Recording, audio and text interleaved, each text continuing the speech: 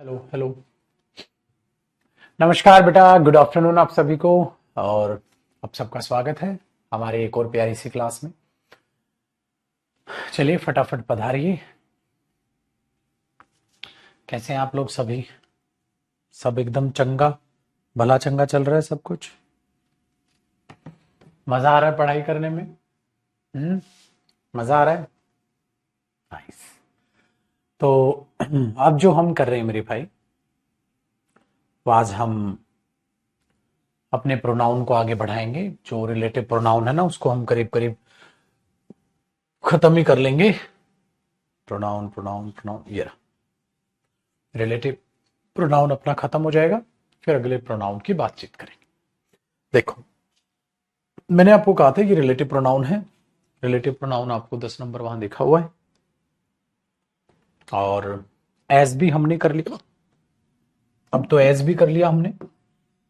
अब where, when और how की बात है, जो कि बहुत आसान है।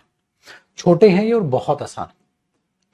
तो अब आप क्या हेडिंग आज मेरे साथ बनाएंगे मेरे भाई? आगे सबके सब आगे ना। प्रणाम बेटा, प्रणाम आपको भी, नमस्कार। ठीक है, चलिए कॉपी पेन करो आप तैयार मेरे भाई। हम आज देख रहे हैं अपना वेयर, ठीक है, वेन और हाउ। ये रिलेटिव प्रोनाउन भी होते हैं बेटा, और ये क्वेश्चन वर्ड भी होते हैं। जब क्वेश्चन इंटेरोगेटिव आप पूछते हैं ना, तो ये क्वेश्चन वर्ड भी होते हैं। ठीक है। और यहां पर ये क्या है, अपने आप में ये आपके रिलेटिव प्रोनाउन भी। जैसे वेयर जब लगाइएगा जब आप प्लेस की जगह लेकर आना चाहें। वेन जब लगाइएगा जब आप टाइम की जगह लिखना चाहें।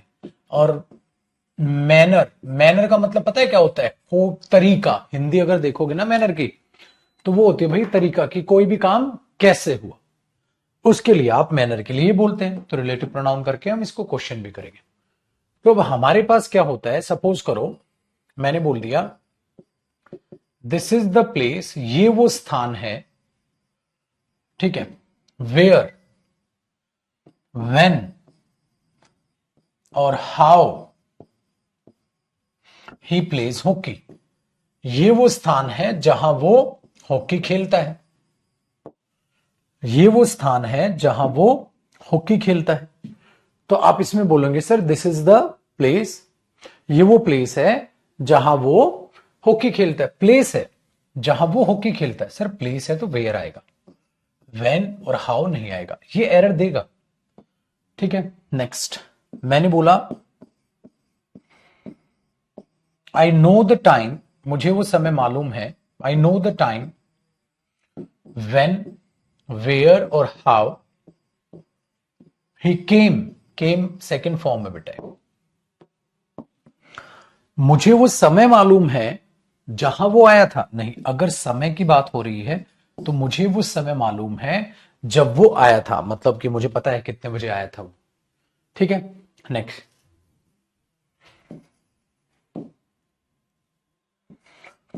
You should, you should tell him the way. You should tell him the way, yes you should tell him the manner. तुम्हें उसे वो तरीका बता देना चाहिए। हाउ,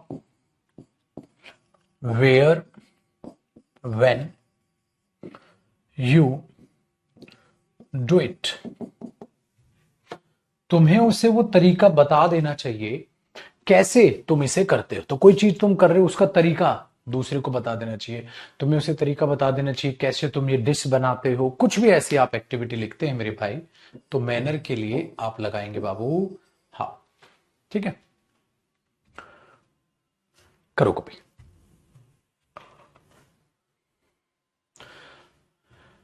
तो आपके लिए काम आसान हो गया। जो हमारे लेट लतीफ बच्चे आए हैं, लेट जो रहे हैं, वो भी इस कहानी से जुड़ जाए।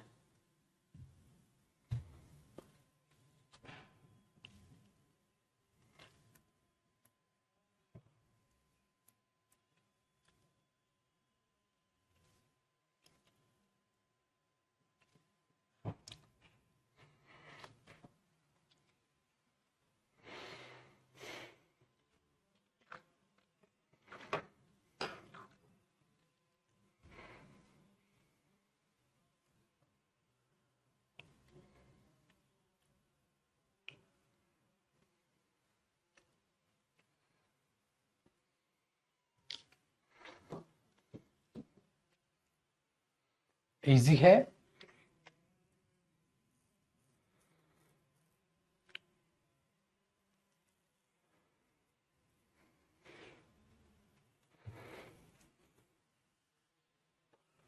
अब आगे देखिएगा मेरे भाई, हमारे पास आया, अब जो आप हेडिंग डालोगे बस इतना सा काम है इनका, इतना सा काम है बेटा, दो बातों को जोड़ भी रहे हैं और नाउन के लिए आप भी रहे, ठीक है।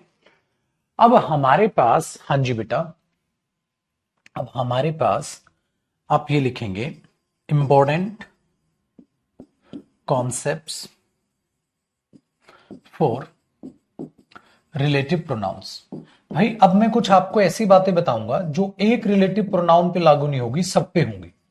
और ऐसी कुछ बातें मैंने पहले भी बताई थी आपको रिलेटिव प्रोनाउन का जब इंट्रोडक्शन दिया, और अब भी मैं आपको ऐसी बातें बताऊंगा जो रिलेटिव प्रोनाउन पर लागू होंगी, जो रिलेटिव प्रोनाउन पर लागू होंगी, ऐसी बातें मैं आपको बताऊंगा, तो उनको आप बड़े ही ध्यान से सुनिएगा। देखो मेरे भाई, पहला कॉन्सेप्ट, आपको मैंने ये कहा था कि जो रिलेटिव प्रोनाउन है, जैसे वो एंटीसीडेंट है, अगर एंटीसीडेंट आपका सिंगुलर हो या प्लूरल हो, हाँ, इसी हिसाब से आपका रिलेटिव प्रोनाउन यूज होता है, इसी हिसाब से आपका रिलेटिव प्रोनाउन यूज होता है कि नहीं?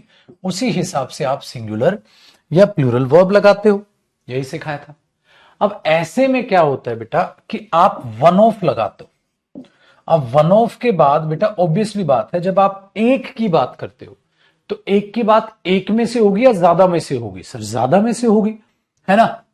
ज्यादा में से होगी, एक की बात एक में से कैसे हो जाएगी भाई? सो वन ऑफ के बाद आने वाला क्या होगा मेरे भाई? प्लूरल नाउन होगा, ज्यादा में से एक की बात होगी, ठीक है, वेरी गुड। अब जरा बात को बड़े ध्यान से सुनना भाई, बात को बड़े ध्यान से सुनना। जब हम इसके बाद रिलेटिव प्रोनाउन लिखेंगे, यहां पर चाहे प्लूरल नाउन हो या चाहे प्लूरल प्रोनाउन हो, प्रोनाउन भी तो हो सकता है, one of them, one of the boys, one of the girls, कुछ भी हो, तो अब जो रिलेटिव प्रोनाउन आएगा बेटा वो इसी के लिए तो आएगा। अब जो रिलेटिव प्रोनाउन आएगा मेरे भाई वो इसी के लिए तो आएगा, क्योंकि वो इसके बाद लिखा है। अगर वो इसके बाद लिखा है मेरे भाई तो वो इसी के लिए तो है, ऑब्वियसली बात है भाई, इसी के लिए तो है। कई बार बच्चा कंफ्यूज हो जाता है, कंफ्यूज क्यों हो रहा है मेरे भाई? इसी के लिए। तो इसके बाद आने वाली जो वर्ब होगी प्लूरल है, तो ऑब्वियसली बात है वो प्लूरल वर्ब तो हो गई भाई, फिर तो वो प्लूरल वर्ब होगी अगर वन ऑफ के बाद।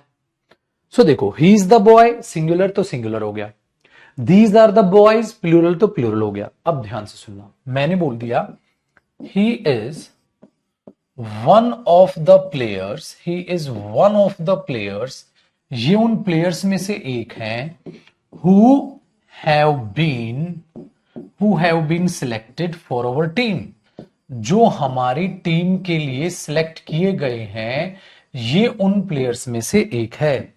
जो हमारी टीम के लिए सिलेक्ट किए गए हैं ये उन प्लेयर्स में से एक है। बातचीत समझ आई? तो is one of the players, ये उन प्लेयर्स में से एक है। कौन से players? Who have been selected for our team, जो हमारी टीम के लिए सिलेक्ट किए गए हैं, ये उन प्लेयर्स में से एक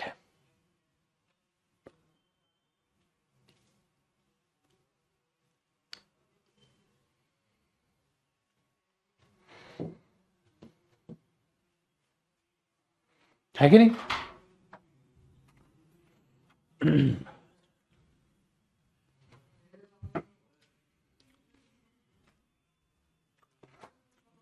ये चीज है बेटा। तो पता सोचो सर एक की बात हो तो एक की बात है, मैंने बोला फिर वही गलती, पागल हो, पागल हो, हैज लगाओगे?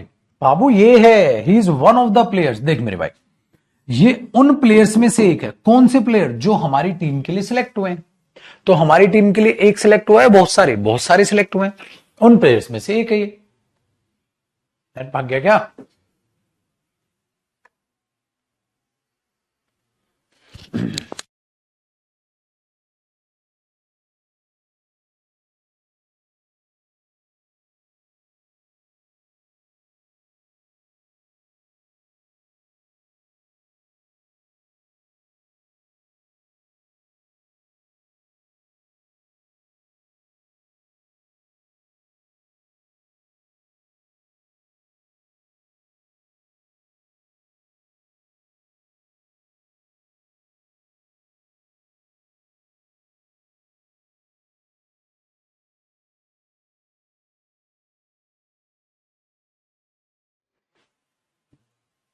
आवाज दिखा तो सही आवाज। तो इधर ग्रीन सिग्नल ही आ रहा लाइव है। अच्छा अच्छा अच्छा, ठीक है, नहीं हाँ ठीक है बेटा, ठीक है ठीक है। उसमें नोटिफिकेशन आ गया था रुकने का, वो ये कुडंट कनेक्ट और लाइव है। अरे स्टार्ट तो कर दे।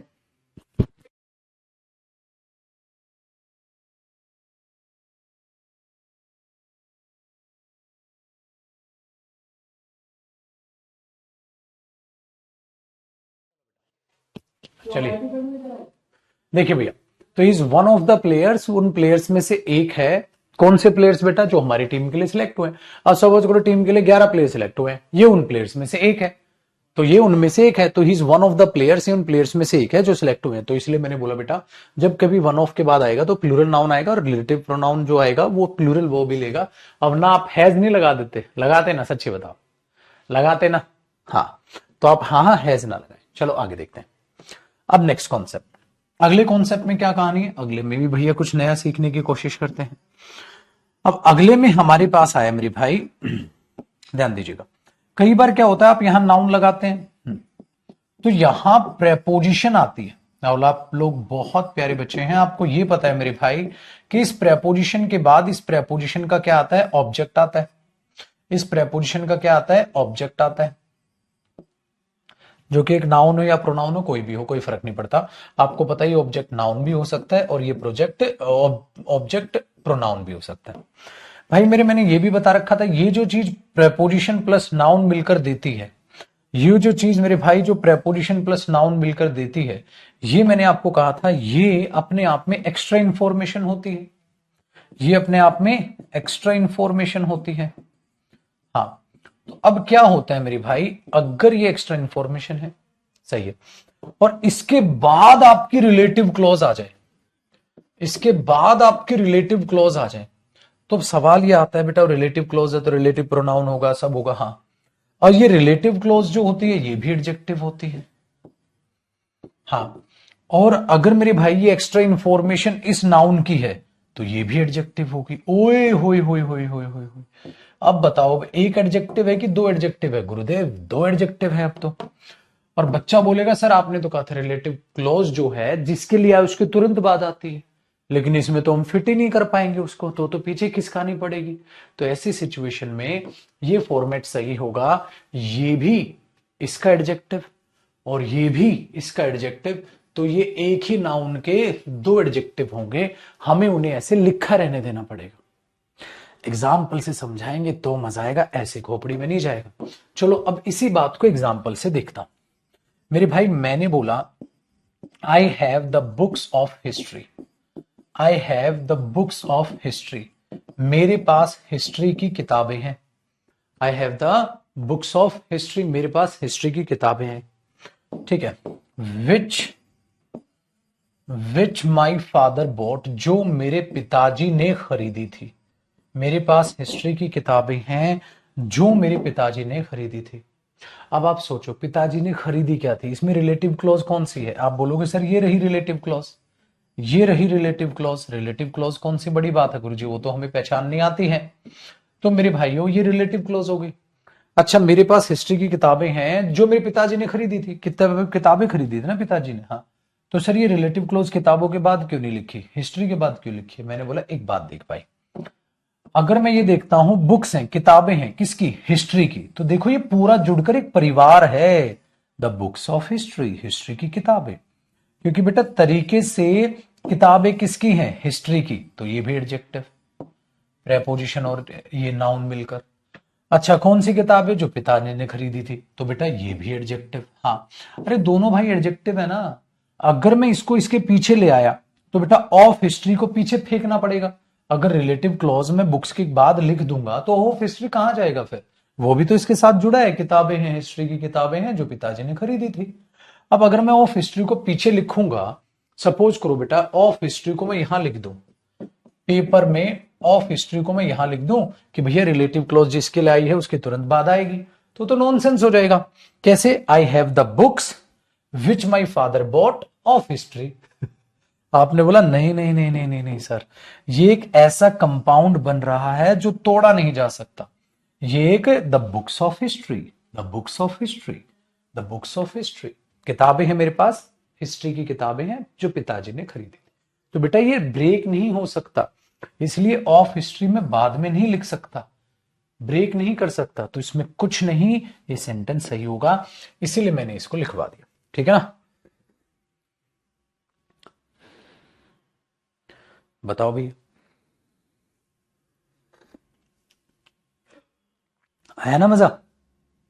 तो ऐसे केस में, ऐसी सिचुएशन में जो लिखा गया वो सही होगा।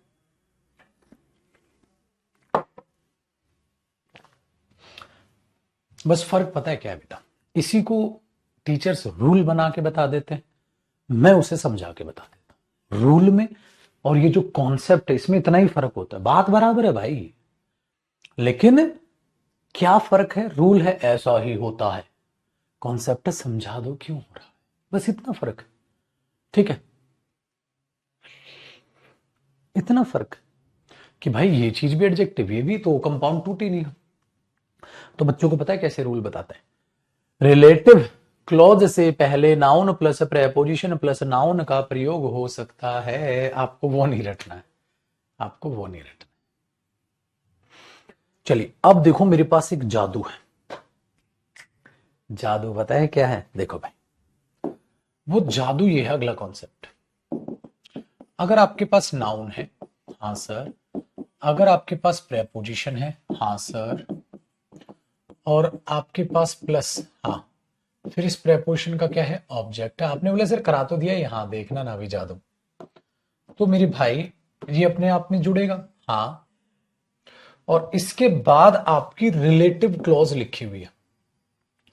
तो बेटा होता क्या है, जो रिलेटिव क्लॉज होती है ना वो मेरे भाई एडजेक्टिव होती है, रिलेटिव क्लॉज एडजेक्टिव होती है, हाँ, तो रिलेटिव क्लॉज इसकी एक्सप्लेनेशन होती है ना।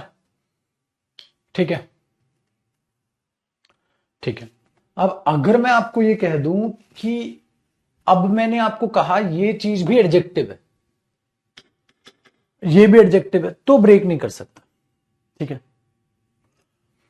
अगर मेरे भाई ये ऐसा हो जाए, अगर ये ऐसा हो जाए कि ये नाउन है, प्रेपोजिशन है, ऑब्जेक्ट है, और फिर रिलेटिव क्लॉज बाद में लिखी हुई है, अब इसमें अगर हम ये चीज कर दें, ये चीज कर दें कि ये इसका एडजेक्टिव ना हो, तो ये कुछ और एक्स्ट्रा वर्ब हो, कुछ और मतलब एडवर्ब,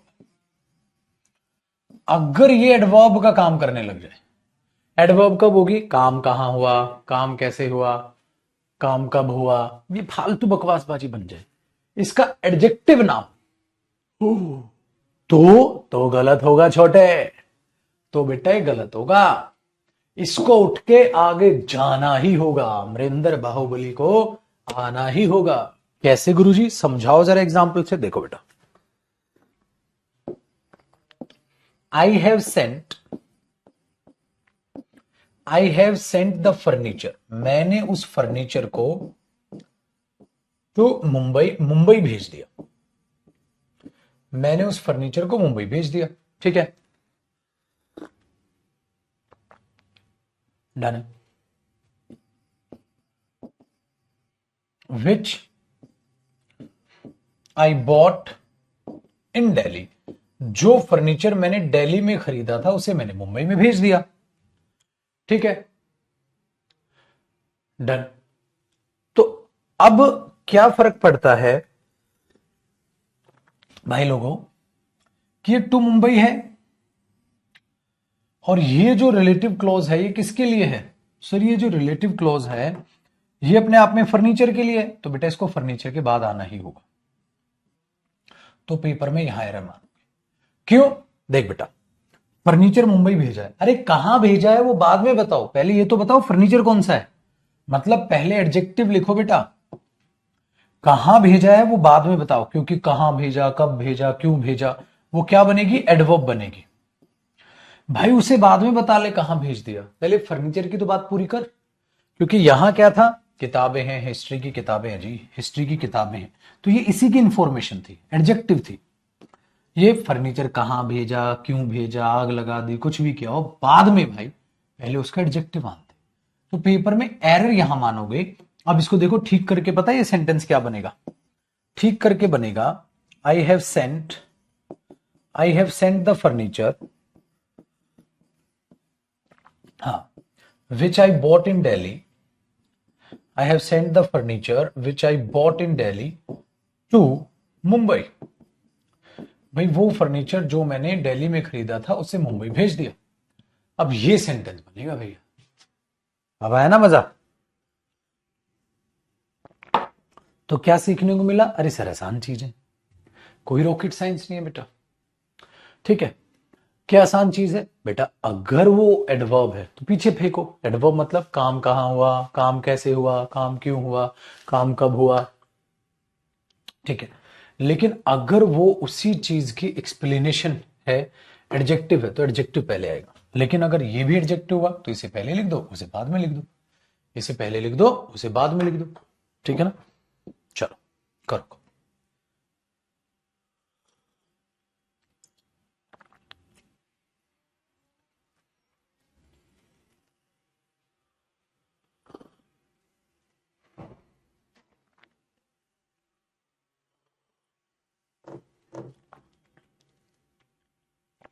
सभी नोट करना है। अरे साला पागल वागल है, नशे करने लग गए हैं, कहां ध्यान है तुम्हारा? बावले वाले हो गए क्या? तो नोट नहीं करना क्या? यहां तमाशा चल रहा है? तो सारे एग्जाम्पल नोट करो और क्या है मेरे छोटे रजनीकांत।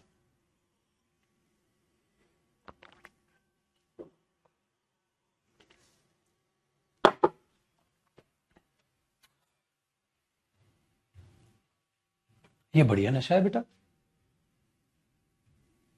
गजब क्वेश्चन।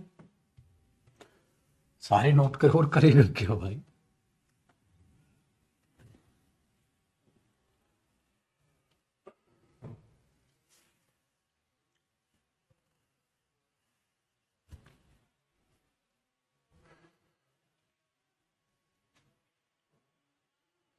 वोकैब के दिन में 2 क्लास मुश्किल हो जाती है। मुश्किल तो सब कुछ है बेटा, जीना ही मुश्किल हो रखा है आजकल तो यार,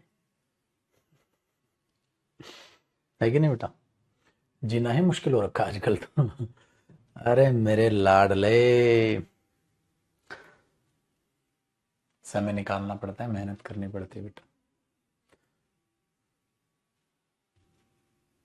चलिए अब आगे बढ़ते हैं, अब चीजों को आगे अंडरस्टैंड करते हैं। सर ये वाला भी कॉन्सेप्ट हो गया। अगला क्या है देखो बेटा, यूज ऑफ अपोस्ट्रोफी एस। इसका बड़ा ध्यान रखना पड़ेगा आपको, इसका बड़ा ध्यान रखना पड़ेगा आपको जब, ठीक है, जब क्या होता है कि अपोस्ट्रोफी एस आप लगाते हैं तो कैसे रिलेटिव प्रोनाउन से पहले इसको यूज करें मेरे भाई, ठीक है, या कैसे यूज ना करें उसको आपको समझना होता है। ये लास्ट कॉन्सेप्ट है बेटा, फिर हम अपना, ठीक है, इसकी प्रैक्टिस में लगेंगे। जैसे मैंने बोल दिया दिस इज रोहन्स कार, हाँ, which I want to bye. भैया ये रोहन की गाड़ी है जो मैं खरीदना चाहता हूं। This is Rohan's car which I want to buy, ये रोहन की गाड़ी है जो मैं खरीदना चाहता हूं। तो हुआ क्या, रोहन की गाड़ी जो मैं खरीदना चाहता हूं। तो भाई मेरे तो ठीक है, क्योंकि विच आई वॉन्ट टू बाय ये रोहन की गाड़ी है जो मैं खरीदना चाहता हूं, तो ये गाड़ी है, हाँ, इसी के लिए तो ये रिलेटिव क्लोज है, हाँ, तो बिल्कुल ठीक है, कोई गलती नहीं। लेकिन बेटा अब देखो, अगर मैं ये बोल दूं दिस इज रोहन्स कार, ठीक है, ठीक है, this is Rohan's car who is her best friend, ये रोहन की गाड़ी है जो उस लड़की का बेस्ट फ्रेंड है। ये रोहन की गाड़ी है जो उस लड़की का बेस्ट फ्रेंड है, ये रोहन की गाड़ी है जो उस लड़की का बेस्ट फ्रेंड है। अब यहां पर चीजों को सीखना, दिस इज रोहन्स कार ये रोहन की गाड़ी है। Who is her best friend, जो उस लड़की का बेस्ट फ्रेंड है। अब हुआ क्या मेरे भाई कि आपके पास ये who is her best friend का ये जो आप देख रहे हो ये रिलेटिव क्लॉज किसकी है? गाड़ी के लिए आया है, रोहन के लिए आया है? रोहन के लिए आया है सर, ये तो गाड़ी के लिए नहीं आया। तो यार एक काम करो ना, इसे घुमा के लिख दो। This is the car of Rohan, this is the car of Rohan who is her best friend, ऐसे घुमा के लिख दो। This is the car of Rohan, ठीक है। तो आप इसको ऐसे लिखोगे उल्टा, उससे क्या होगा बेटा, जो रिलेटिव प्रोनाउन जिसके बाद हो उसके बाद आ जाएगा। तो अगर अपोस्ट्रोफे आए और इसके लिए आए, ऐसी फिटिंग बैठे तो सही है। अगर पहले वाले के लिए आए तो घुमा दोगे, क्योंकि नाउन पर अपोस्ट्रोफे के लिए जो है रिलेटिव प्रोनाउन नहीं आता। नाउन या प्रोनाउन के लिए रिलेटिव प्रोनाउन का यूज होता है। आया ना मजा? करो कॉपी। अब करेंगे रिलेटिव प्रोनाउन की बेटा प्रैक्टिस।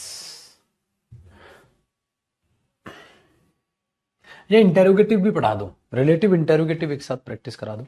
इंटेरोगेटिव भी पढ़ लो, फिर प्रैक्टिस करते हैं।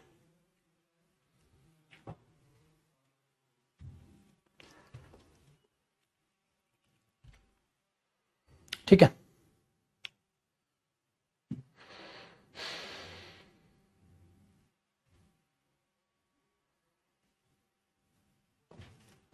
देखो जी, तो ये सारे के सारे रिलेटिव प्रोनाउन खत्म हुए, जो कि बेटा छोटे नहीं थे, बड़ा टॉपिक था, बहुत अच्छा शानदार टॉपिक था। अब इससे आसान क्या पड़ेगा, इंटेरोगेटिव प्रोनाउन, जो कि बहुत छोटा है बेटा, टॉपिक बड़ा नहीं है। अब आप हेडिंग डाल लो इंटेरोगेटिव प्रोनाउंस। ये बहुत ही आसान पड़ेगा भाई, बहुत आसान, छोटा सा है बेचारा इंटेरोगेटिव प्रोनाउंस, और बहुत आसान है। सर इंटेरोगेटिव प्रोनाउंस क्या होते हैं बेटा? जो क्वेश्चन मार्क आता है। इंटेरोगेटिव प्रोनाउंस होते हैं जो क्वेश्चन मार्क लेते हैं, उन्हें हम इंटेरोगेटिव प्रोनाउंस कहते हैं। जो क्वेश्चन मार्क लेते हैं उन्हें हम इंटेरोगेटिव प्रोनाउंस कहते हैं। अब इसमें होता क्या क्या है, ध्यान से सुनो बेटा। इंटेरोगेटिव प्रोनाउन में सबसे पहले तो एक जान लो हु के बारे में। सर हु तो रिलेटिव प्रोनाउन है, बिल्कुल बेटा, लेकिन हु क्वेश्चन मार्क करने का भी काम करेगा। इसका मतलब हु इंटेरोगेटिव प्रोनाउन भी होगा जब आप किसी से कोई पूछे। किसके बारे में पूछे? इंटेरोगेटिव प्रोनाउन है, ऑब्वियसली बात है बेटा, as a subject. As a subject जो सिंगुलर भी हो सकता है या प्लूरल भी हो सकता है। भैया हमें क्या पता, वो सिंगुलर भी होगा, एक इंसान के लिए भी आ सकता है, जाखदा के लिए भी आ सकता है। तो जो हु है उसे आप यूज करो, उसके बाद वर्ब लगाओ जैसा भी टेंस में लगाते हो। जैसे भैया मैंने बोला रोहन विल गो देयर, तो मेरे को पता है रोहन जाएगा। रोहन इज कमिंग हेयर, मेरे को पता है रोहन आ रहे हैं। अब मेरे को ना पता हो तो मैं क्या पूछूंगा आपसे, हु इज कमिंग हेयर, कौन आ रहे हैं? हु इज कमिंग हेयर, कौन आ रहे हैं? तो एक लोग आ रहे हैं, ज्यादा आ रहे हैं? एक लोग आ रहे हैं ना सर, इज बोला आपने। अगर ज्यादा आ रहे हो और मैं ये बोलूं हु आर कमिंग हेयर, कौन कौन आ रहे हैं यहां? हु आर कमिंग हेयर, कौन कौन आ रहे हैं यहां? तो ये आर आ गया, तो दोनों सही है, क्योंकि हमें नहीं पता एक इंसान की बात है या ज्यादा की है, दोनों में चलेगा। कौन आ रहा है यहां, ठीक है, कौन आ रहा है यहां, हु इज कमिंग हेयर, कौन कौन आ रहा है यहां, हु आर कमिंग हेयर, दोनों सही होते हैं। ठीक है, तो हु के साथ सिंगुलर या प्लूरल कोई भी वर्ब लगाइए, अब दोनों वर्ब सही होंगे, क्योंकि दोनों ही तरीके अपने आप में वो गजब हैं और सही है। सही है, सही है सर, समझ आता है। नेक्स्ट ये ऐसे काम करे, कुछ भी कहीं भी लगाओ बेटा। जैसे who has helped, who has helped Mohan, किसने मोहन की मदद की है? तो भाई ये मैंने वो लगा दिया, कोई टेंशन नहीं, ठीक है, कोई टेंशन नहीं है। तो आप इसको सिंपल तरीके से ऐसे लिख दो। तो हु क्या होगा, इंटेरोगेटिव प्रोनाउन होगा, जिसका काम क्या होगा बेटा, सब्जेक्ट का काम। तो भैया ये सब्जेक्ट है, तो मुझे जब जिस सेंटेंस में ये नहीं पता वो काम किसने किया, मैं उस सेंटेंस के सब्जेक्ट के बारे में पूछ रहा हूं, कौन, तो आप उसके केस में जो है सब्जेक्ट लगाने की कोशिश करते हैं। तो मुझे तो नहीं पता कौन, तो मैं हु लगा रहा हूं। हु इज कमिंग हियर, कौन आ रहा है, हु आर कमिंग हियर, कौन कौन आ रहे हैं, ठीक है ना। हु हैज हेल्प मोहन, किसने की है मोहन की मदद, तो ये आ जाएगा, ठीक है।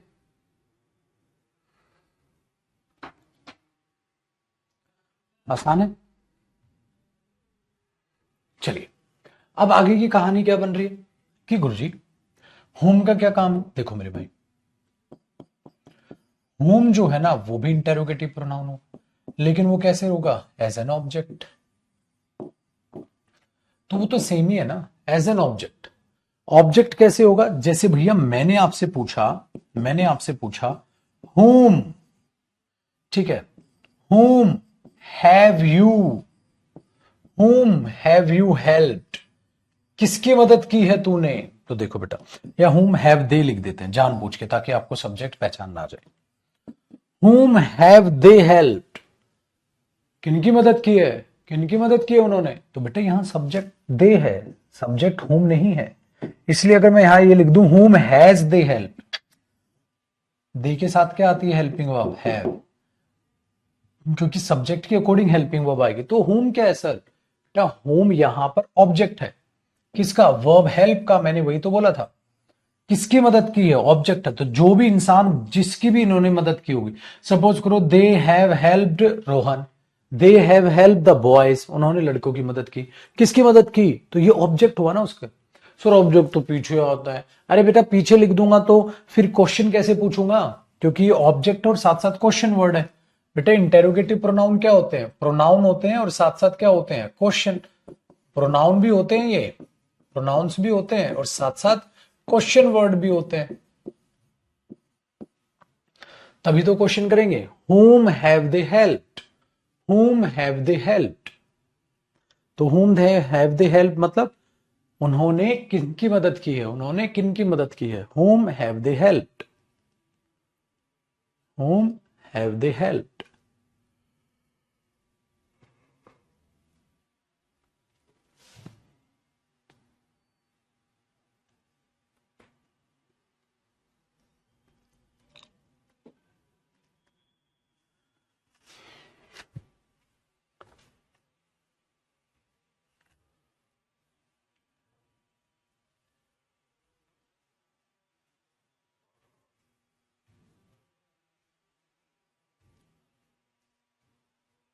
ठीक है, दोनों में ये फर्क है। अब एरर कैसे आएगा? एरर ऐसे ही आएगा बेटा, यहां क्या कर देगा? हु हैव दे हेल्प्ड, हो नहीं आएगा सर, होम आएगा। यहां क्या करेगा? Home has help Mohan, sir home नहीं आएगा, हो आएगा।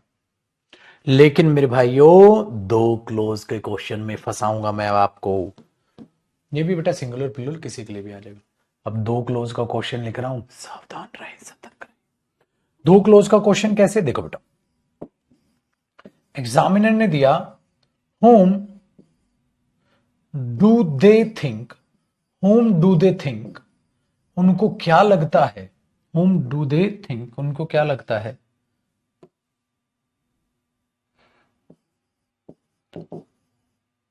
विल विन द गेम, उनको क्या लगता है गेम कौन जीतेगा? ठीक है, देखो मेरे भाई, home do they think will win the game, उनको क्या लगता है गेम कौन जीतेगा? उनको क्या लगता है गेम कौन जीतेगा? अब आप बोलोगे सर उनको क्या लगता है, उनको क्या लगता है गेम कौन जीतेगा? तो कौन जीतेगा तो ये तो सब्जेक्ट हुआ बेटा, ये तो एक अलग बात हो गई। उनको क्या लगता है, हाँ, गेम कौन जीतेगा ये तो सब्जेक्ट हो गया। कौन जीतेगा तो क्या आएगा? Who do they think will win the game. तो डू दे थिंक तो एक एक्स्ट्रा बात है, इसको हटा के देखो क्या बनेगा? Who will win the game. तो आप अब लगाओ who do they think will win the game, ये गेम खेलेगा। तो आप कहोगे सर ये भी आसान है, इतना कोई रॉकेट साइंस नहीं है कि ये खोपड़ी में ना घुसे। अब जो मैं अगली बात आपको बता रहा हूं मेरे भाई, वो बात है केस ऑफ प्रेपोजिशन को लेकर। मैंने आपको पहले ही बताया था case of preposition, case of preposition. अब केस ऑफ प्रेपोजिशन मैंने आपको पहले ही बताया था कि प्रेपोजिशन के केस में दो चीजें हो सकती हैं। प्रेपोजिशन के केस में आपकी दो चीजें हो सकती हैं। एक तो ये चीज हो सकती है बेटा कि आप प्रेपोजिशन जब यूज करें जब भी जरूरत पड़ेगी मीनिंग के हिसाब से, तो होम से पहले। और मैंने आपको कहा था सेम सेम और या आप हु यूज करें उसी सेंटेंस में, और जो प्रेपोजिशन है ना मेरे भाई, वो सेंटेंस के एंड में यूज करें। प्रेपोजिशन एट द एंड, याद है कि नहीं है बाबू? याद है कि नहीं है? उस प्रेपोजिशन को आप सेंटेंस के एट द एंड चेंज कर ले। तो हमने बोला सर ये भी सही लग रहा है। तो प्रेपोजिशन या तो होम से जस्ट पहले होगी, या मेरे भाई प्रेपोजिशन जो है वो सेंटेंस के अंत में एट द एंड होगी। आपके पास दो चीजें नजर आ सकती हैं। अब मैंने बोला सपोज मुझे ये पूछना है वे किसके साथ रहते हैं, वे किसके साथ रहते हैं, किसके साथ, तो विद होम लगाओगे। तो या तो आप बोल दो बेटा विद होम, विद होम, हाँ, do they live, with home do they live. तो आपको तुरंत याद आएगा गुरुजी ने समझाया है हमें कि इसी बात को हम हु से लिख सकते हैं। कैसे? सर हु पहले लिख दो, who do they, who do they live with, who do they live with. तो आपने लगा दिया जी क्वेश्चन मार्क, आपने लगा दिया question mark. Who do they live with, who do they live with. तो आपको इस तरीके से चीजों को पहचानना है। अब पेपर में क्या करेगा, पेपर में दे देगा विद हु नहीं हो सकता, या home do they live with, गलत। तो आपको इस तरीके से चीजों को पहचानना सीखना पड़ेगा मेरे भाई। चलो किसके बारे में बात कर रहे थे, किसके बारे में बात कर रहे थे वे? तो आप क्या बोलोगे, दो सेंटेंस बनेंगे बेटा इसके। About home, about home were they talking, about home were they talking, about whom were they talking, या who were they talking about, who were they talking about। तो इसमें पता है फर्क क्या होता है? फर्क ये होता है मेरे लाल कि आप जो है जब हु आगे रहता है तो हु पर फोकस सबसे ज्यादा होता है, और जब विद हुम ये आगे आ गया तो मेन सब्जेक्ट पे फोकस होता है। जैसे तुम किसके साथ रहते हो, तुम किसके साथ रहते हो, तुम किसके साथ रहते हो, तो बात तुम्हारी है। कौन है वो जिसके साथ तुम रहते हो, बात कौन की है। तो कौन है वो जिसके साथ वे रहते हैं, हाँ, और वे किसके साथ रहते हैं। तो यहां दे पर ज्यादा फोकस है, यहां ऊपर ज्यादा फोकस है। ये फर्क होता है, ज्यादा फोकस ऐसे में बोलता है बेटा, और यहां पर ऊपर ज्यादा फोकस। समझ आया? जो आप पढ़ा रहे हो वही वो कह इनफ है। अरे इनफ है पगले, इनफ है सारा। मेरे साथ साथ चलना बेटा, जो मैंने करा दिया सब इनफ है, सारा कुछ याद कराऊंगा, मेहनत कराऊंगा अपने बच्चे से। वो समय गया जब बच्चों पर छोड़ी जा सकती थी चीजें।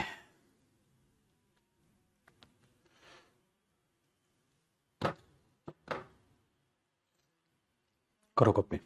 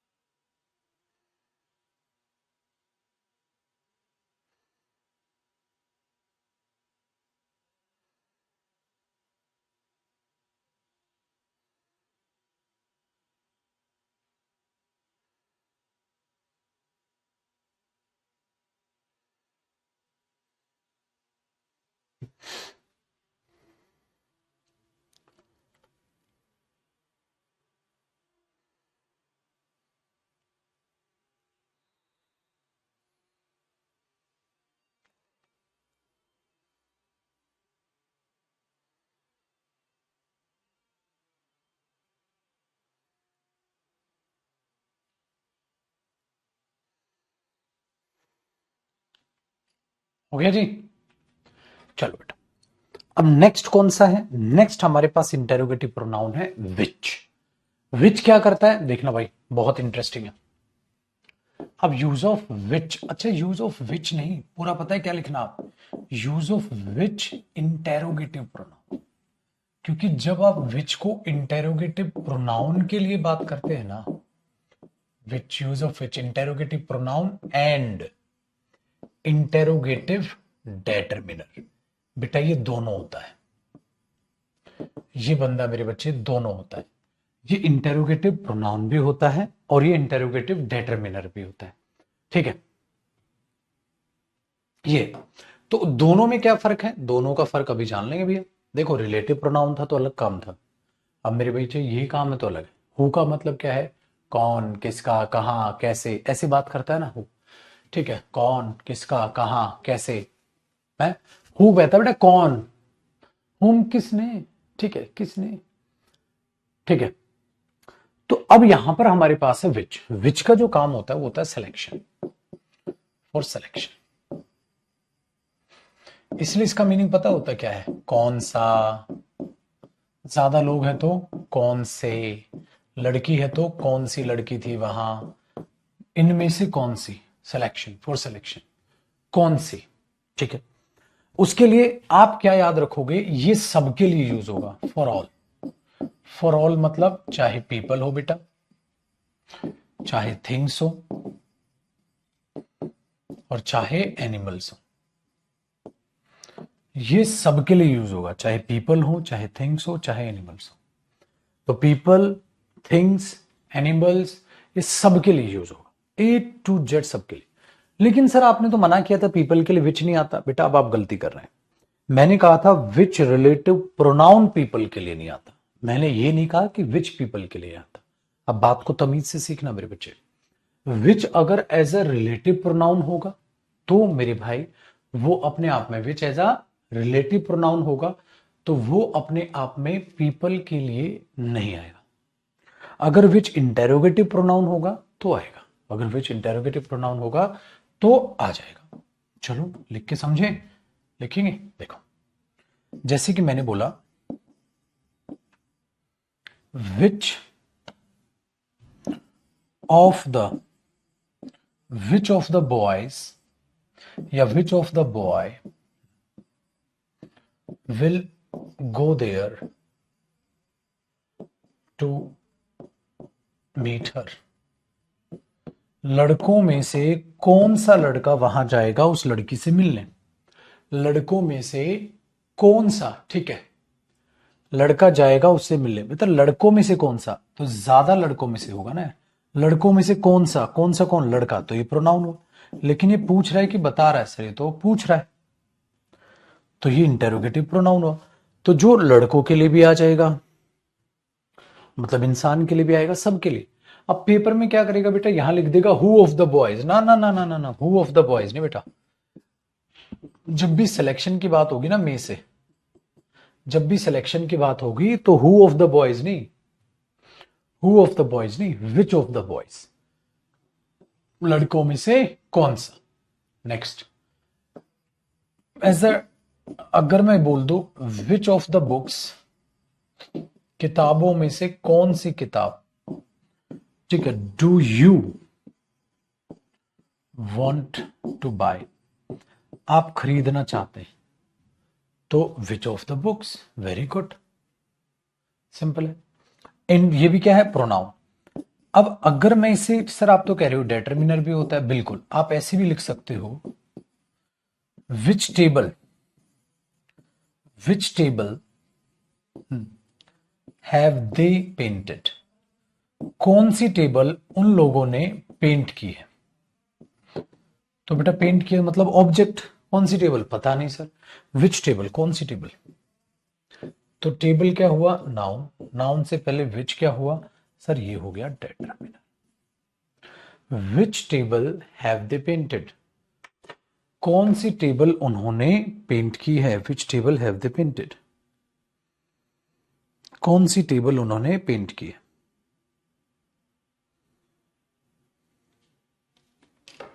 तो विच टेबल हैव दे पेंटेड? ठीक है, ये हुई ना बात। चलो करो इसको तो।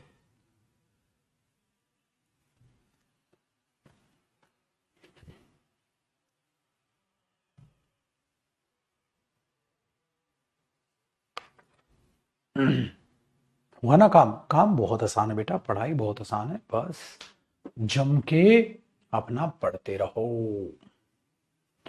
करो कॉपी यहां तक।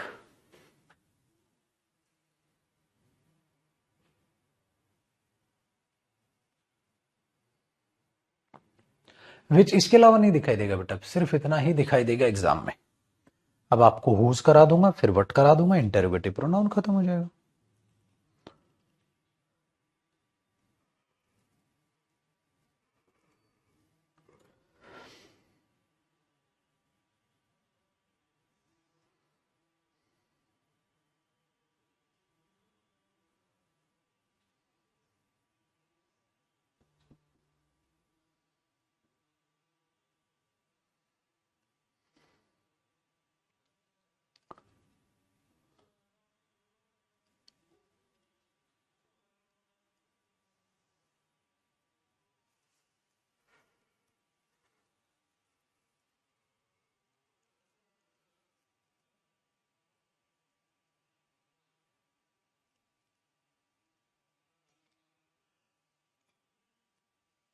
बिल्कुल बेटा मनीष, आपको लिख के वो क्या होती है, आप क्लास के साथ साथ लिख लिया करो वर्ड को। वर्ड को एक्सप्लेनेशन मत लिखने लग जाना, पागल हो जाओगे।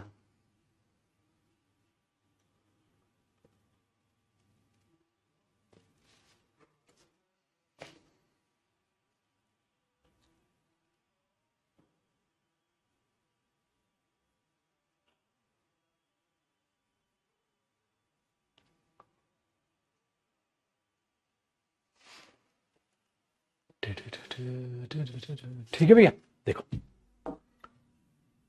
अब हमारे पास आ गया यूज ऑफ हुज। अच्छा, हुज भी दोनों होता है बेटा, ये भी इंटेरोगेटिव, शॉर्ट में लिख दूं, ये इंटेरोगेटिव प्रोनाउन भी होता है और ये इंटेरोगेटिव डेटरमिनर भी होता है।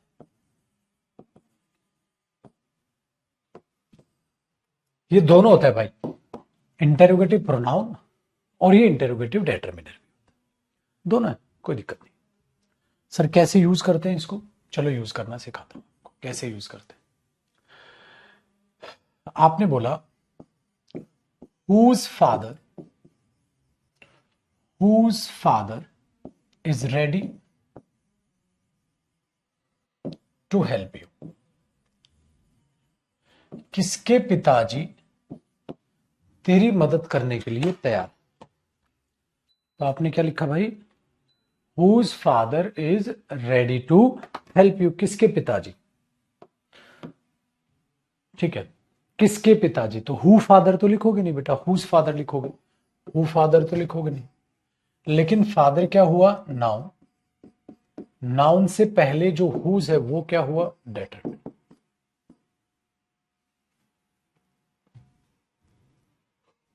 वो क्या हुआ? डेटरमिनर, हुज फादर। Very good. दूसरा मेरे भाई, अगर मैं ये लिखता हूं हुज इज, या प्लूरल भी वर्ब आ सकती है, हुज आर न्यू बुक्स, किसकी नई किताबें हैं, तो ये क्या हुआ? प्रोनाउन। ऊपर क्या था? डेटरमिनर। तो ये दोनों काम करेगा बेटा, ये प्रोनाउन का काम भी करेगा, ये प्रोनाउन का काम भी करेगा और ये डेटरमिनर का काम भी करेगा। ठीक है, प्रोनाउन और डेटरमिनर ये दोनों का काम करेगा। समझ में आई? ये देखना है, एक बच्चा लिख रहा है सर रिलेटिव प्रोनाउन एक बार में समझ नहीं आया, दूसरी बार में आया। बेटा ये बिल्कुल अच्छी चीज है तेरी, जो चीज एक बार में समझ नहीं आए उसे दोबारा मेहनत करो, तब आएगी। देखो हर टॉपिक हर एक बच्चे के लिए एक बार में समझ आना नहीं होता है, कई कई टॉपिक में आपको दोबारा भी पढ़ना पड़ता है। ठीक है, उसके लिए मेहनत सोचो, उसके लिए सोचो आपकी कैपेसिटी क्या है, एक बार में समझ लेते हो या दोबारा पढ़ना है, उसको देखो।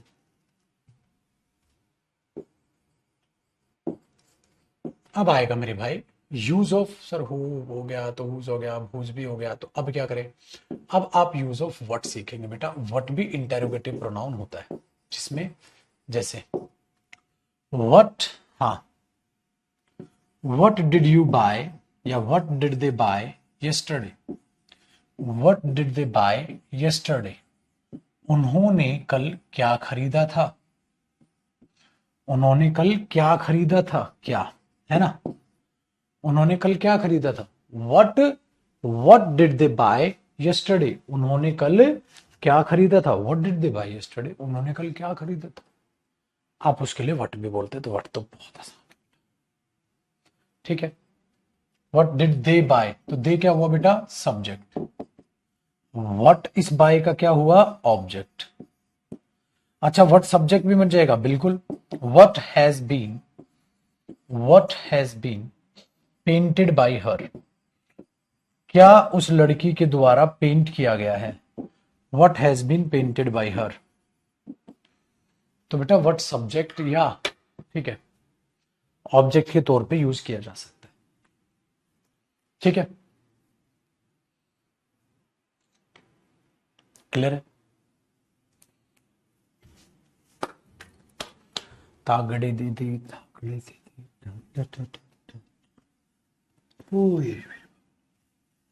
बताओ जी। ला ला ला ला ला ला, मेरी उम्र के नौजवान पढ़ लो दीवानो, वरना तो पछताओगे, है ना।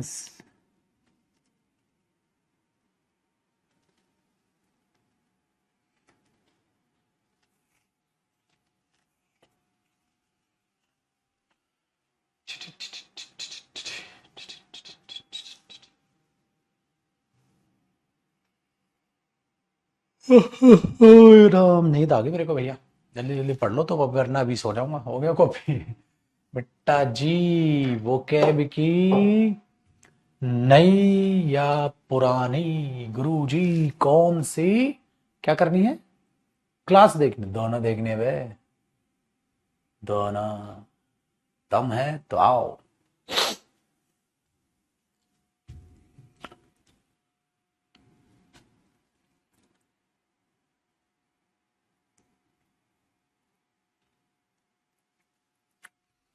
इस बार एक काम करेंगे बेटा, नहीं कल वो कैब की क्लास वो रिवीजन वाली नहीं ले रहे ऐप पे, वो आपकी वीकडेज में ले लूंगा मैं कोई भी। कल क्या करेंगे ना, कल वो कैब की रिवीजन वाली नहीं ले रहे, कल आपकी 10 बजे सुबह, चलो सुबह सुबह कल 10 बजे आपका टेस्ट है, वो कैब का टेस्ट है बेटा, कल सुबह 10 बजे। कौन कौन से सेट का, सेट नंबर 22, ठीक है, वॉल्यूम 1 है ना आपकी, उसका सेट नंबर 22, सेट नंबर 23 और सेट नंबर 24। ये टेस्ट है कल सुबह 10 बजे, तो करीब करीब आधे घंटे का टेस्ट रहेगा, 10 से 10:30 का टेस्ट रहेगा, 10 से 10:30 का ये टेस्ट रहेगा। ठीक है, देखता हूं इसमें बढ़िया बढ़िया क्वेश्चन बनाने के लिए। तो 22 का set number 22, set number 23, set number 24, कल ये क्लास। फिर अगले हफ्ते क्या करूंगा ना, आप अगर कोई भी क्लास है तो अवॉइड करना बेटा, यूट्यूब पर लाइव रहिएगा अपने इसको क्वेश्चंस को, ठीक है, लेकर।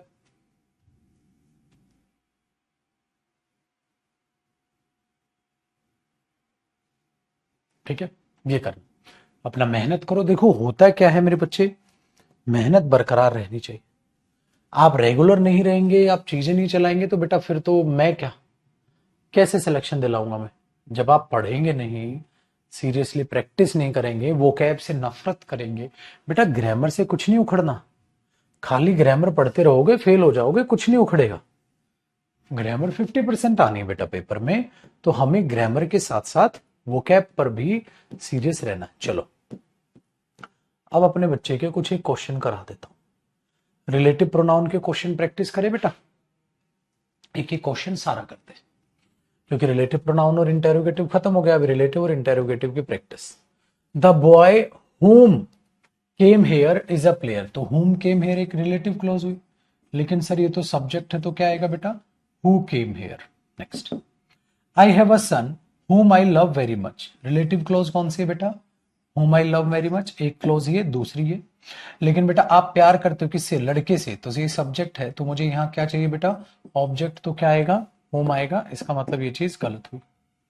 ठीक है, नेक्स्ट देखो बेटा, अब क्वेश्चन नंबर 3 बताओगे आप।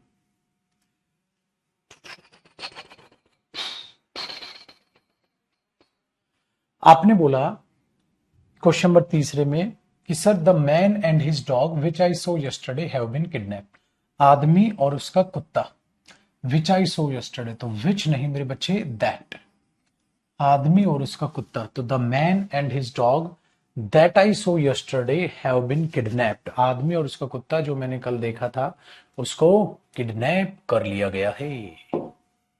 नेक्स्ट मेरे भैया, आदमी the man and his dog which I saw yesterday, तो विच नहीं बेटा, दैट, क्योंकि आदमी और कुत्ता पर्सन प्लस थिंग के लिए क्या आता है, दैट आता है, पढ़ाया था ना बेटा।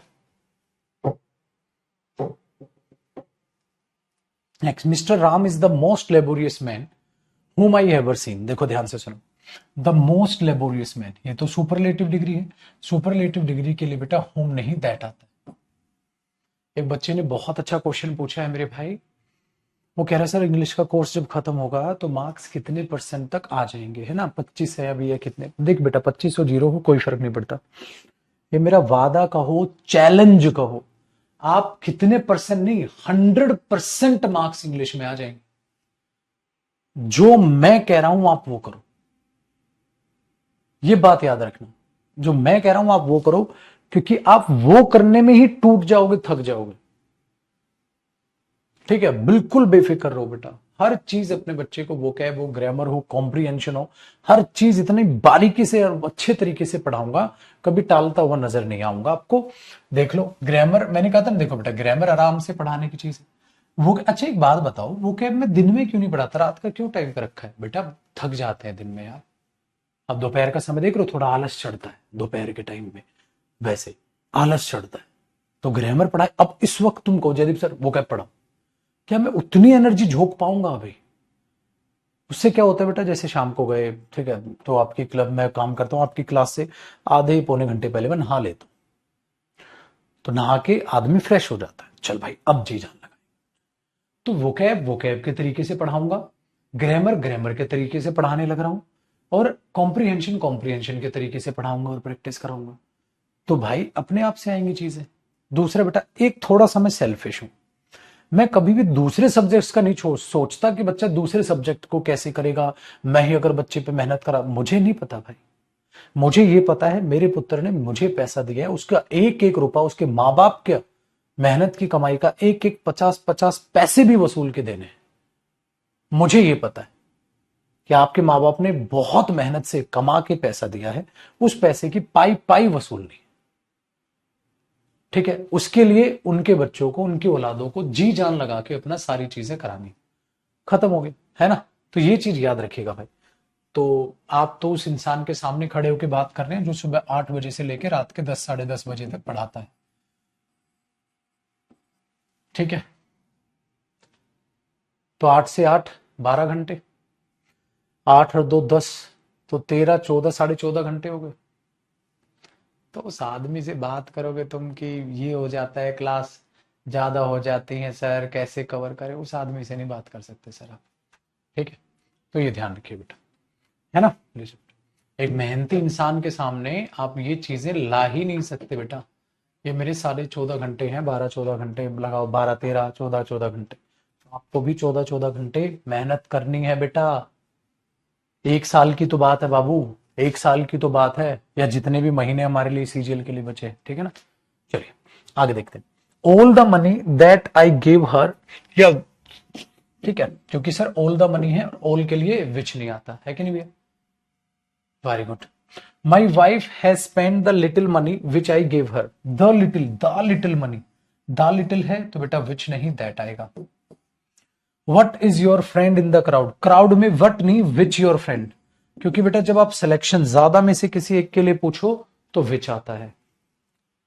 आगे सर 8वां कहता है this is the person who brother नहीं बेटा, जिसका भाई, हुज ब्रदर, जिसका भाई whose brother. This is the house of which walls are, of which walls नहीं, द वॉल्स ऑफ विच, याद आया बेटा, the walls of which. Next, the gold who I bought yesterday, who नहीं, that I bought yesterday या which I bot, gold के लिए who नहीं आता, दैट या विच लगाओ। The doctor who I met yesterday is Ram's brother, देखो main बात क्या है बेटा, द डॉक्टर हाँ is Ram's brother. Who I met नहीं, whom I met yesterday, the man whom या who I admired for his qualities proved to be fraud, main बात क्या है बेटा, the man proved to be fraud, तो whom I admired, object की जरूरत है, दो ही बातें है ना बेटा। चलिए, he is one of the players who have been selected, बिल्कुल ठीक है सर, आज ही समझाया आपने, प्लूरल के लिए आएगा तो प्लूरल वर्ब लेगा। Those that live, those that नहीं सर, दोज के लिए आपने हमें हु बताया था, दोज हु लिव, देख रहे हो कैसे खटाखट क्वेश्चन होंगे। This is the only shirt, sir the only के लिए आपने दैट बता रखा है। ही इज द स्टूडेंट, ये स्टूडेंट है, whom we expect will stand first, so he is the student whom we expect, देखो he is the student एक बात, whom we accept ठीक है, will stand, will का ये क्या बनेगा, सब्जेक्ट तो who, तीन बात है ना बेटा इसमें। तो 17 देखो,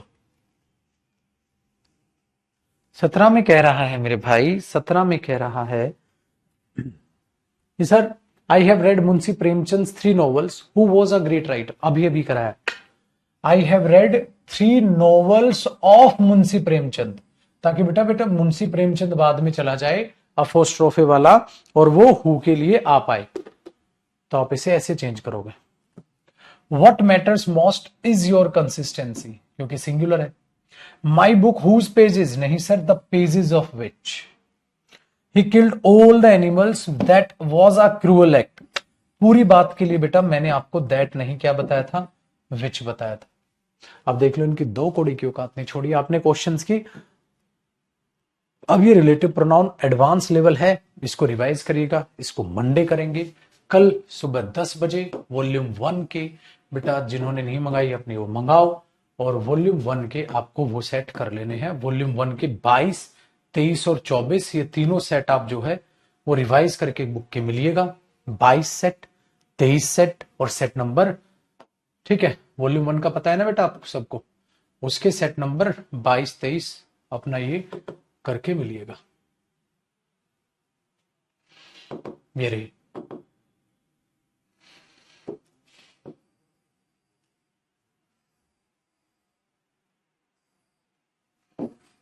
ठीक है, ये वॉल्यूम 1 है अपनी। अब इसके कौन कौन से सेट, पेज खोलेंगे आप, सेट नंबर 22 का, सेट नंबर 23 का, सेट नंबर 24 का, आधे घंटे का करीब करीब टेस्ट है, आप उसके लिए तैयार रहिएगा, आधे 40 मिनट का लूंगा, 35-40 मिनट के बढ़िया बढ़िया क्वेश्चंस बना के, ठीक है, ये चीज है। हाँ बेटा हुएवर हुमेवर करवाऊंगा, बताऊंगा उनको, तो 22, 23 और 24 इनको याद रखिएगा, ठीक है, इनको याद रखिएगा, 3 सेट, तो इनमें अच्छे खासे बहुत बढ़िया बढ़िया शब्द आपके सारे आ जाएंगे, इन 3 का सेट। तो इनका टेस्ट अपना ये अमेजॉन फ्लिपकार्ट पे ये वॉल्यूम 1 एक ये बुक मंगानी है बेटा, एक आपने वॉल्यूम 2 मंगानी है, 2 किताब हैं जिनमें इसमें 1 वर्ड वगैरह आ जाएंगे, ये वो याद करेंगे, ठीक है, इनमें ये 2 किताबें आपको, एक वॉल्यूम 1 है और एक वॉल्यूम 2 है, 2 किताबें आपको मंगानी, ठीक है, इन्हीं को मैं याद कराने लग रहा हूं। उससे पहले, कल से पहले तो आज रात को 9 बजे अब मिलते हैं, ठीक है बेटा, रात को 9 बजे मिलते हैं, रात को 9 बजे अब आपकी क्लास होगी।